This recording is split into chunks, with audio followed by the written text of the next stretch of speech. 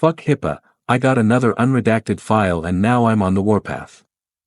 Disclaimer, the content presented in this video is purely fictional and intended for entertainment purposes only. Yesterday, I met with the director to discuss concerns, that admittedly come from a source of dubious veracity, regarding his T-class partner, Ms. Polly. According to the latest interesting, if functionally useless, future file, she plays a crucial role in a mass breakout that hasn't happened yet. The report states that she's colluding with an organization called Selim. Based on extremely scant context clues, Selim seems to be in the business of trafficking the kind of individuals the Pantheon incarcerates. I admitted that the information came from the Harlequin, but didn't tell anyone about the report itself. Eric was less than receptive. Luckily for me, Charlie was already in his office and insisted on calling Ms. Polly for an interrogation right then. It didn't go well. Ms. Polly denied everything with an artless iciness that I can only aspire to. I understand your concerns, she said, but at the risk of seeming rude, that entire situation sounds like the premise of a very bad and particularly forgettable movie.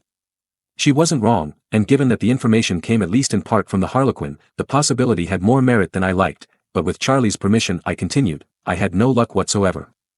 As far as I could tell, Ms. Polly had no idea what I was talking about and gave no indication that she was being deceptive in any way. Still, I couldn't shake the idea of mirrors. Mirrors are the source of the tragedy that brought her to Nascu. They're entwined with who she now is and what she can do. And mirrors by their nature reflect what you make them reflect. I knew it was paranoia, but once she left I told Eric anyway. This was a mistake. He went flat and cold. Was there any sign of deception? No. Any indication that she was fighting you? No. Then short of obtaining additional, and reliable, information, I believe this is settled.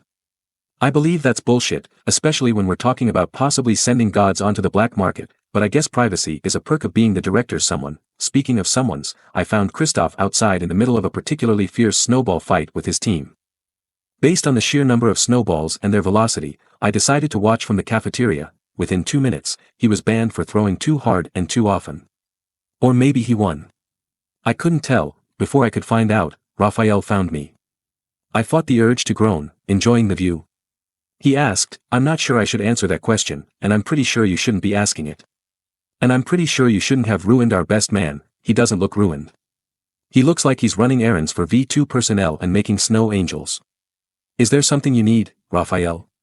Admin's coming to talk to you next week. Every last one of my bones froze. About Christoph? About Mikey? What? I'm going to be straight with you. Everything's gone to hell since you got here. I'm not blaming you, but you're the cause. That sounds like you're blaming me. Mikey got caught in your crossfire. Are you sure it's my crossfire and not the generational trauma? Because when I talked to him, he was pretty clear about that being a problem. He was pretty clear about what he knows. He only knows part of it. What's the other part? That's why I'm here. Have a seat. Raphael motioned to the nearest table, which still bore breakfast detritus left by Christoph's team. Am I in trouble? Not yet. Raphael sat across from me. The agency's goal has always been to protect people. Even at the beginning, everything they did was to protect human beings. But it wasn't enough. You know that. I know that. My father knows it better than anyone. That's why everything the agency's done since he got the director spot has been to protect people, and to protect the things we're protecting people from. I wanted to say, you're doing a terrible job, except it wouldn't be productive. I'm going to tell you a story, he said. Everything but the end is secondhand. But you were a cop, so you know how that goes. Pull out your recorder. Interview subject, Raphael W., interviewer, Rochelle B., interview date, February 13th, 25, there was a kid named Tyler whose mom owned a junk shop. She called it an antique store, but it was a junk shop and she was a hoarder. Tyler and his mom lived in squalor. The apartment was so bad that even her crowded, dirty fire hazard of a shop felt clean. Tyler always feels filthy. He can't get away from the stench.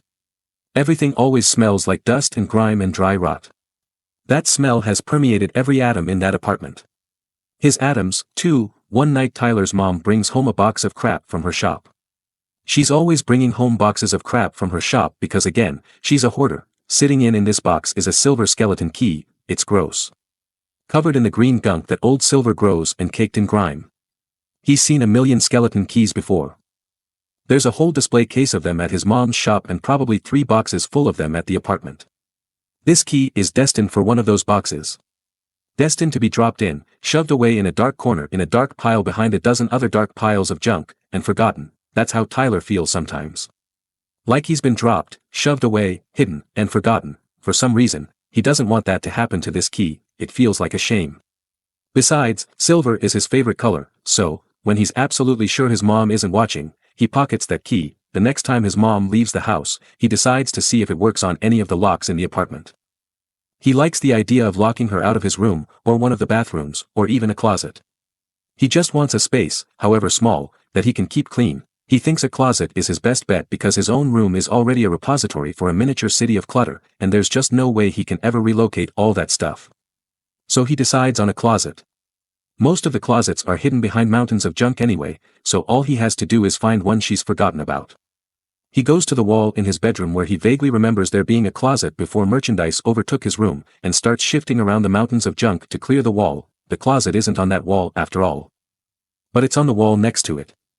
By the end, he's sweaty and dirty and so incredibly angry that stacks of crap have covered everything for so long that he couldn't even remember where his own closet was. He's even madder because he knows that closet is stuffed full of shit too. He's too tired to even think about cleaning it out after all the work he just did, but he tries the key. It works. This is the best thing that's happened to him all year. He locks and unlocks the closet, then opens the door. Beyond it is a massive room, a room as big and high as a football stadium, with a white marble floor and then beautiful windows lining the walls. These windows are huge, 3 times taller than him. They're too high to see anything outside except the sunset.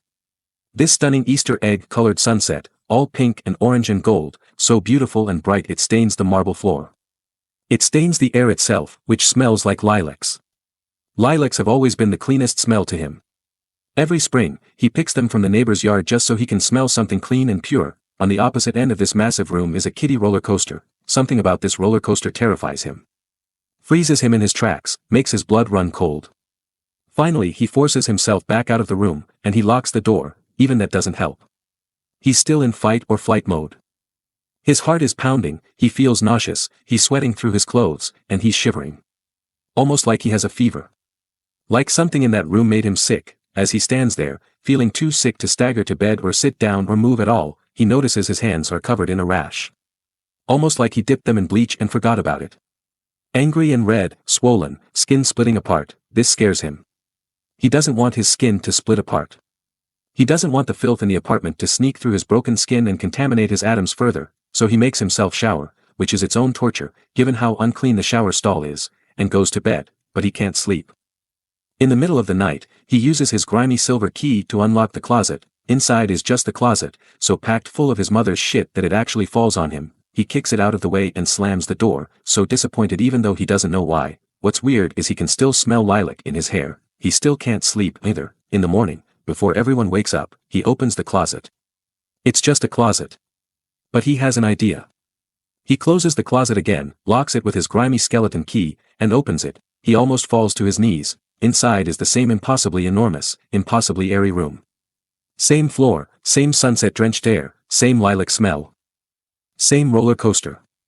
But this time someone's standing by the roller coaster, this little, misshapen thing that his mind can't even make sense of. Not really. When this thing sees him looking, it beckons. He slams the door and locks it so fast he practically sprains his wrist, then goes back to bed. But he can't stop thinking about it. Not the roller coaster, not the clear walls, not the gleaming perfectly empty floor, and not the smell of lilacs. That day, he pretends to go to school, then doubles back and waits for his mom to leave. Then he unlocks the closet door and slips inside. It's glorious.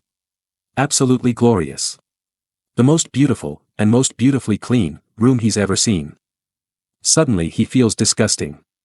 He can practically see the stench of clutter and filth leaching off him like a miasma, but the minute he returns to his apartment is the minute he gets even filthier. So he stays. He sees the roller coaster. That perfect little roller coaster and probably tucked on the opposite end of this room that is the length and height of a stadium. There's no sign of that misshapen creature or of anyone else. There are no doors that he can see, no entries, no exits. And because the room is so clean and so clear, he'll be able to see anyone coming at him a mile off. So he creeps to the roller coaster. Even with all those windows hemorrhaging light, there's not a single mote of dust dancing in the air. He can see his reflection in the marble floor. Clear as mirror. The cleanliness makes him want to cry, and maybe he does, just a little, but only a little. He reaches the roller coaster. It's somehow the cleanest part of this wholly clean room.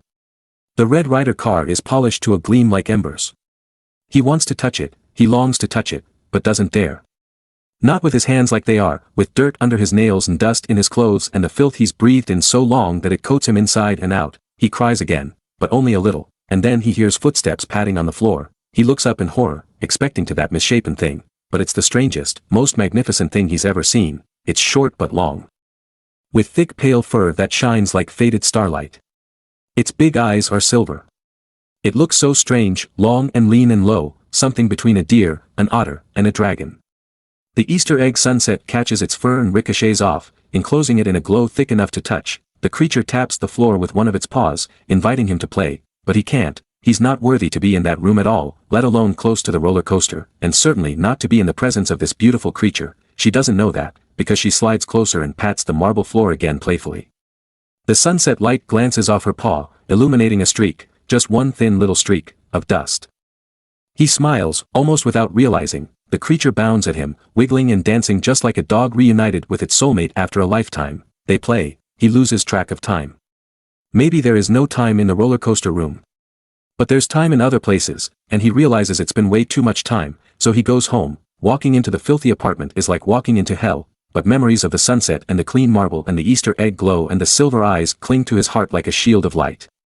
That shield can't keep filth off him, but it keeps his inside scoured clean.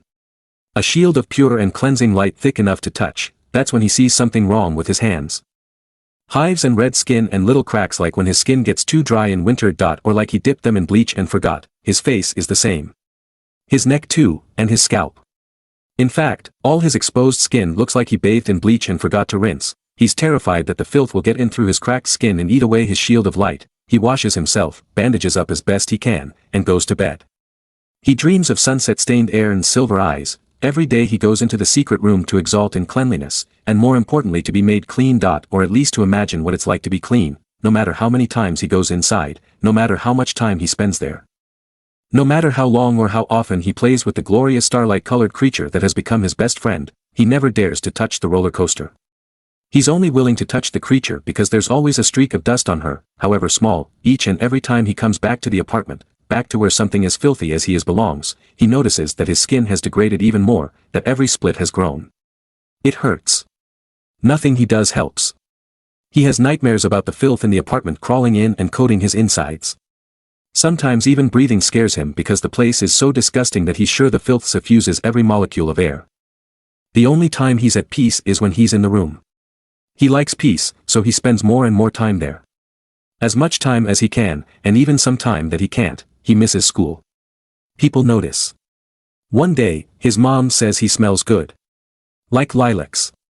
This heals a wound in him he hadn't even realized was raw. He keeps visiting the room. The more time he spends there, the harder it is to come back to the terrible filth, terrible clutter, and sheer terribleness of where he is and how he lives. He realizes one day that there's nothing good at home. He only thought differently when he was younger and stupid, when he had no idea that there was anything better beyond the apartment. No idea that anything could be better, let alone as perfect as the giant clean room and his perfect, beautiful friend who lived there. That's why he spends so much time in the room, so he can be with something beautiful, and imagine for a little while that he's beautiful too, except it doesn't last. It never lasts, because in the end he belongs at home, and that place isn't home. His skin proves it. The perfection doesn't just hurt him. It erodes him, but the erosion is worth the joy. There's a problem at the apartment one night. It doesn't matter what. Maybe it's a fight. Maybe it's an accident. Maybe it's his mother's drunk boyfriend. Maybe it's a break-in, whatever it is. It's a problem, and it's dangerous. In the middle of this problem, he realizes that he left his closet unlocked onto the massive, beautiful room. He bolts, hoping against hope that he's fast enough to beat the problem to the door, but he's not. Right as he tries to lock the closet, the problem shoves him aside and starts to make bigger problems. His beautiful best friend, his perfect pet, or is he the pet? He can't remember anymore, comes roaring out of the perfect clean room and gets rid of the problem. Blood stains her perfect fur. Dust and filth cling to the bloodstains, dirtying her more. Tainting her. Ruining her, all because of him. She rips the problem to shreds and smashes the shreds into a sinewy swamp. Underneath her fur, her skin is splitting apart. He sees it through the blood-caked clumps of filthy fur. Red, angry, splitting apart.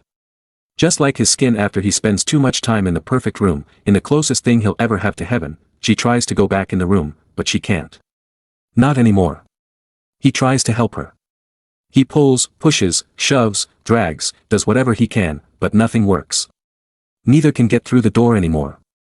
Like the opening has been replaced with a glass wall, through that invisible barrier he sees the perfection, the cleanliness, the Easter egg sky suffusing the very air with a glow thick enough to touch. Heaven, heaven he can't enter.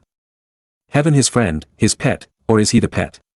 He can't remember, can't enter either because of him. Far on the other end of heaven, something creeps across the marble floor toward the roller coaster. A misshapen little figure with proportions that make his heart and his brain scream. As he watches, it pulls a lever and the roller coaster starts to run, sparking and shining like a comet's tail, up and down and up. He tears his eyes away and looks down at his wheezing, wailing pet, or is he her pet? In his arms. But he realizes too late that he shouldn't be holding her. Holding her is killing her. He watches helplessly as filth spills from the splits in his own skin and starts eating her alive before his eyes. He tries to clean her off, to squeeze the wet filth from her fur as the wretched, twisted little creature hobbles towards them across the clean marble floor. Hope drowns him. That awful, hideous, perfectly clean thing is coming to claim his friend.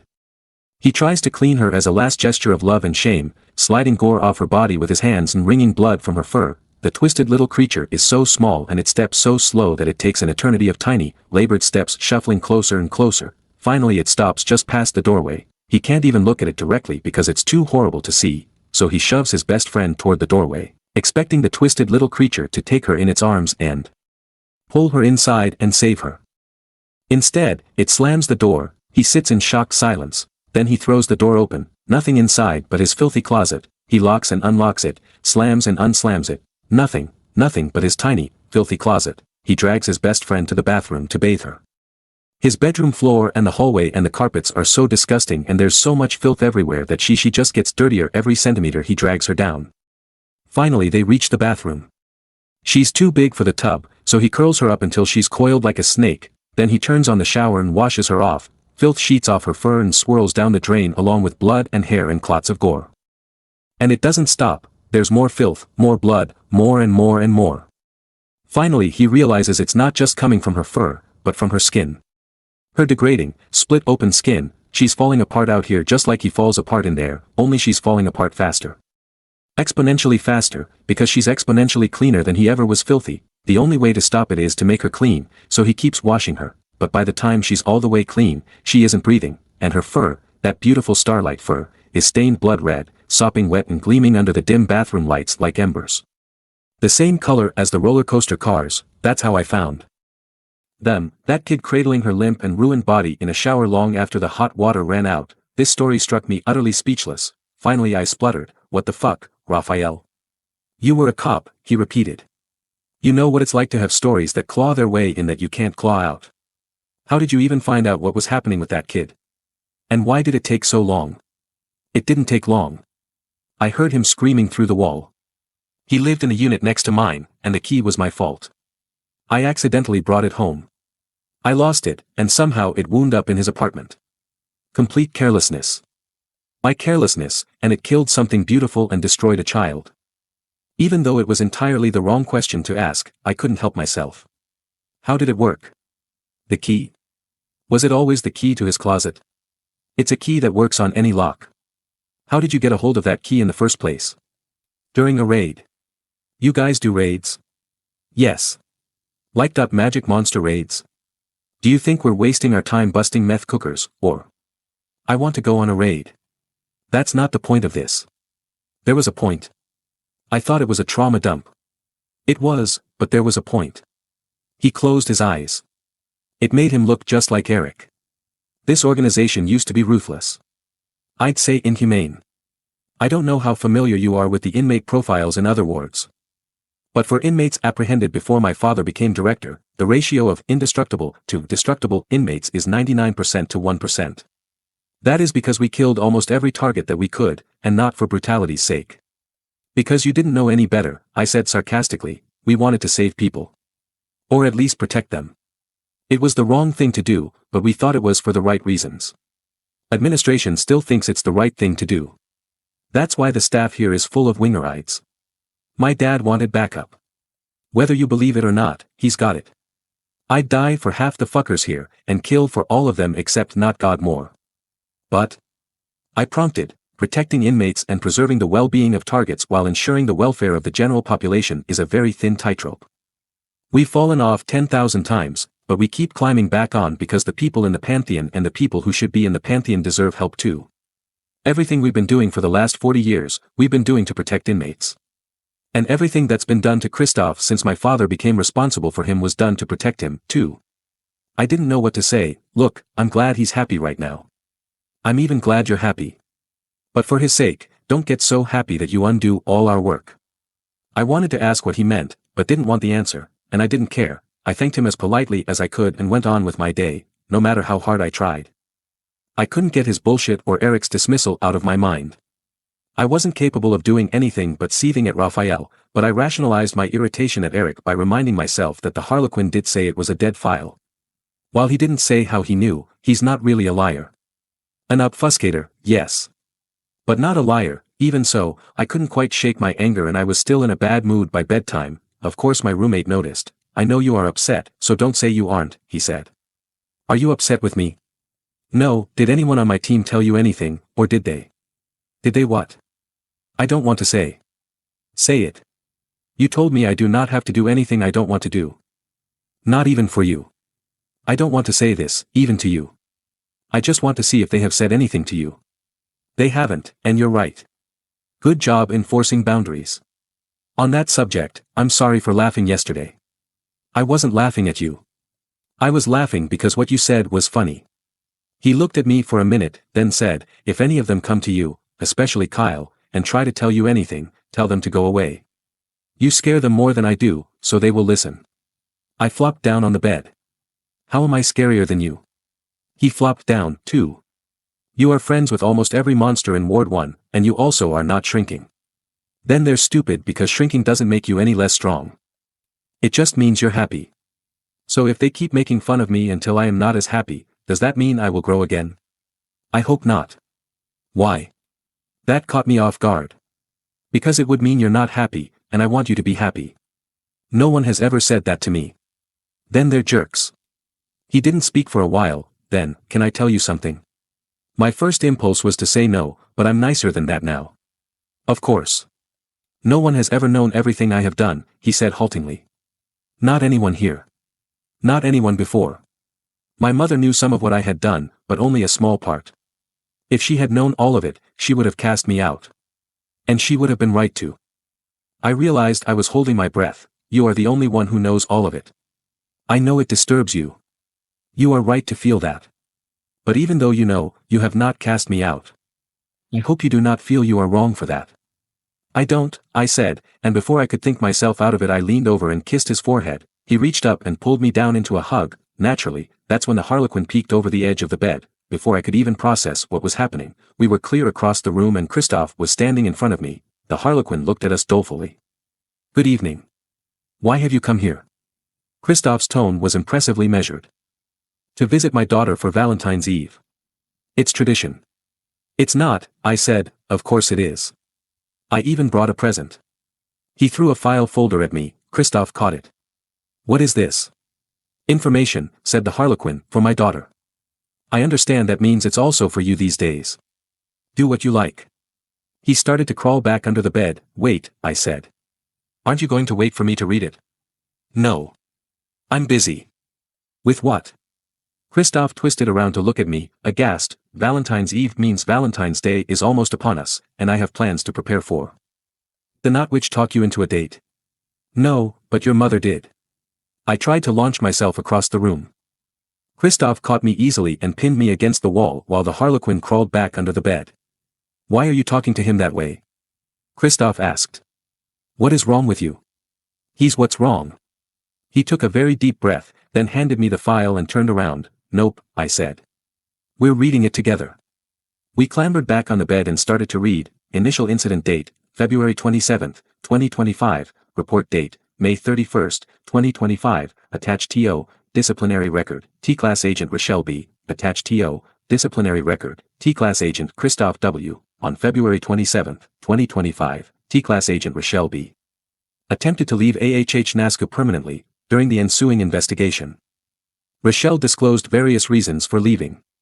The primary reason was her sense of significant psychological, emotional, and moral distress following her interview with inmate 22, Ward 1, Lifeblood.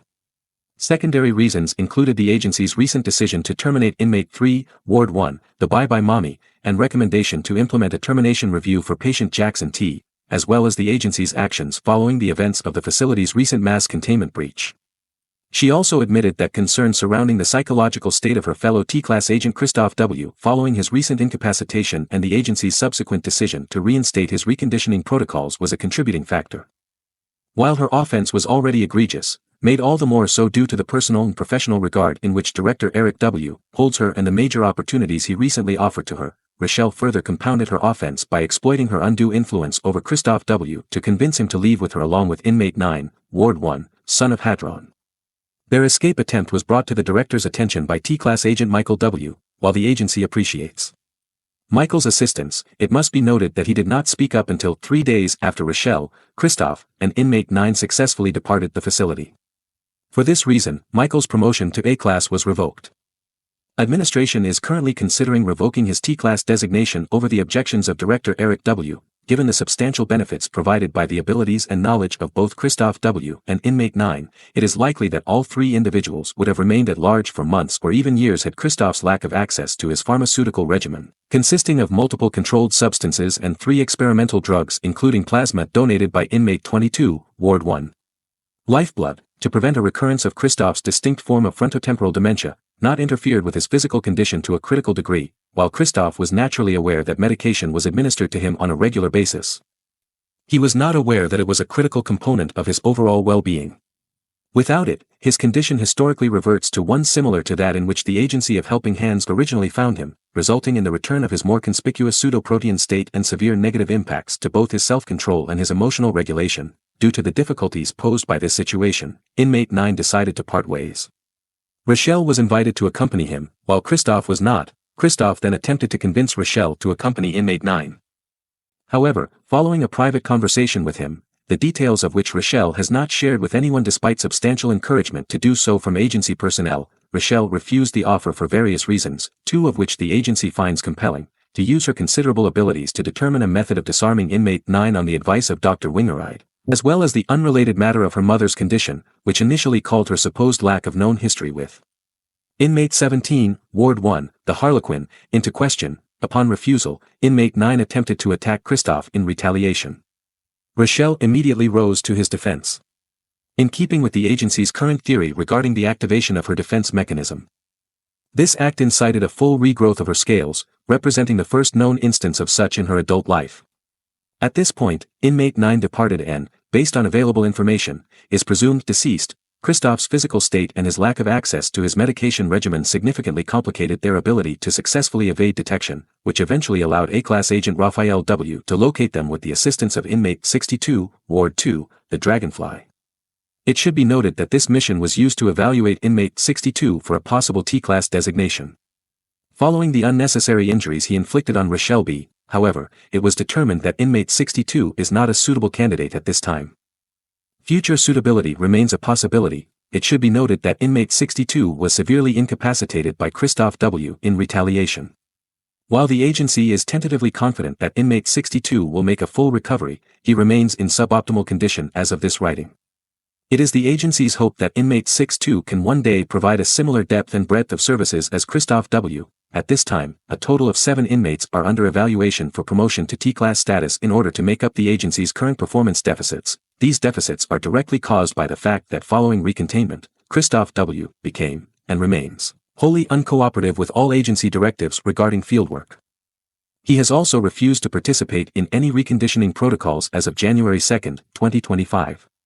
It should be noted that his refusal to participate and the repercussions thereof is what prompted Rochelle's promotion to A-Class earlier this year. It is the agency's hope that this unfortunate development can eventually be reversed. Both Director Eric W. and Dr. Wingeride believe that Rochelle could compel Christoph to resume fieldwork under the correct circumstances, particularly after Christoph spontaneously reverted from his pseudoprotean state without the administration of his medication regimen. This reversion appears permanent.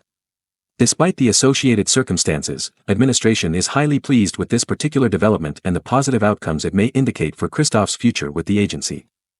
However, Christoph's current lack of cooperation has directly impacted agency operations to a catastrophic degree. It must be noted that administration holds Rochelle B. solely responsible for this impact. After several days of conferencing, administration recommended revocation of Rochelle's T-class status and a full evaluation administered by the Research and Development Unit. Director Eric W. disagreed, noting that such a course of action would almost certainly render Christoph W. incapable of rehabilitation to the agency's satisfaction. After careful consideration, administration formally agreed with Director Eric W.'s assessment. While her A-class status remains revoked, Rochelle B. kept her T-class status. On March 17, 2025, she resumed work at AHH NASCU under the direct supervision of Dr. Wingeride. At Dr. Wingeride's request following a detailed and well-reasoned request from Rochelle, Christoph W.'s T-class status was reinstated shortly thereafter. Since he remains unwilling to engage in fieldwork, he is temporarily assigned to AHH NASCU under V2, Class Sergeant Richard M. It must be noted that Richard M.'s evaluations of Christoph have been uniformly positive, the most recent of which began with the following statement: "He does all my work for me, and the inmates are all terrified of him but love him anyway. You can pull him from my team over your dead body." Against the recommendation of administration, Richard M. allows Christoph to chaperone Rochelle B. to her interviews and treatment sessions with the inmates in Ward 2. Richard offered the following reason: someone has to do it, and he thinks it's a reward. He's the only guy I've got who thinks extra work is a reward. Again, over your dead body. At Rochelle's request, and with the permission of Dr. Wingeride, Christoph has also provided valuable insights into the inmates under her care and offered suggestions that have allowed her to design and implement more effective treatments. It should be noted that since his reassignment, Christoph's height has diminished significantly. From 6 feet 6 inches to 5 feet 9 inches. His weight has similarly reduced from a high of 244 pounds to 172 pounds. In terms of proportions if not size, his build has not changed, his physical strength, tracking abilities, and enhanced senses remain unimpaired as of this writing, although he is losing his natural teeth. Christoph has expressed a marked lack concern over this development and has refused dentures, stating that putting teeth in every day causes him significant psychological distress.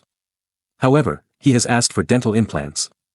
Dr. Wingeride has signed off on this request and forwarded it to administration for approval, despite the numerous difficulties precipitated by the circumstances for which Rochelle is clearly responsible.